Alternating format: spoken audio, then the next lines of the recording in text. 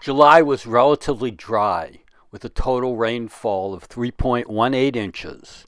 Its largest storms were on the 7th and from the 11th to the 13th. The rainwater pool filled with pickerelweed and arrowhead while the water level slowly diminished, but thousands of tadpoles turned to toadlets, and by late July they had all left the vicinity of the rainwater pool before it went dry. On July 10th, I received an email from the Rhode Island Department of Environmental Management telling me that the application to restore the rainwater pool did not meet their bureaucratic standards, and they could not even look at it because I submitted hand-drawn maps on photocopies of the city's plat map that were blown up to a scale that would allow me to show details in the 60 by 100 rainwater pool. In other words, DEM wanted Friends of the Meshasik to spend thousands of dollars to hire a professional to do the drawings, since all of their rules are designed to help people destroy ecosystems rather than restore them. Clearly, destroyers of the ecosystem can afford to spend thousands of dollars for someone to draw the plans. It is a profit-making enterprise, and in Rhode Island, the real estate industry makes the rules. The day I started working on this video, I saw an application to fill a wetland to build a house. I am betting they get a permit easily, as that is what the ruling class wants, destruction if it makes more money. The current system says death by 1,000 cuts is okay as long as the application is professionally produced.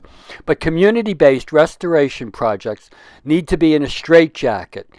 Clearly, we need a new system for small-scale restorations.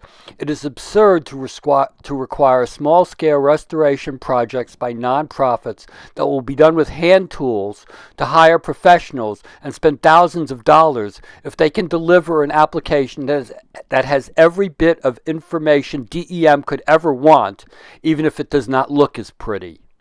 What made this even more disgusting was that the person the project was assigned to was a DEM staffer who had expressed reservations about the project for years and wrote the letter in the most disgustingly bureaucratic language that I have ever had to read.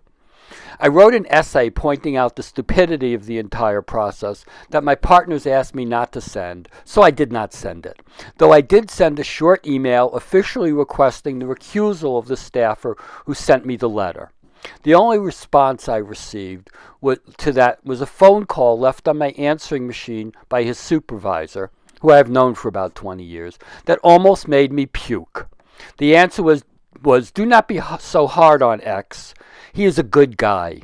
All that made me think of was Donald Trump's statement to FBI Director Comey, asking him to go easy on Michael Flynn, the famous Rhode Islander who has since pleaded guilty to a variety of charges based on serious violations of federal lobbying laws, because he is such a good guy. The supervisor immediately went on vacation after leaving the call, but when I saw him next, I told him what I thought of his message, and he had to smile a bit. The project is important enough that I bit the bullet and again went looking for an engineering firm to do the drawings, despite my disgust with the process.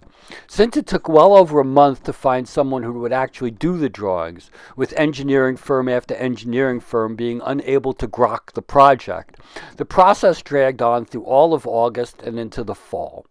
I will pick up the story in the August, September, October, and November videos, and end July with the note that we lost an opportunity to do the restoration in the rainwater pool this year when the pool went dry in August because the bureaucracy could not get it out of its own way.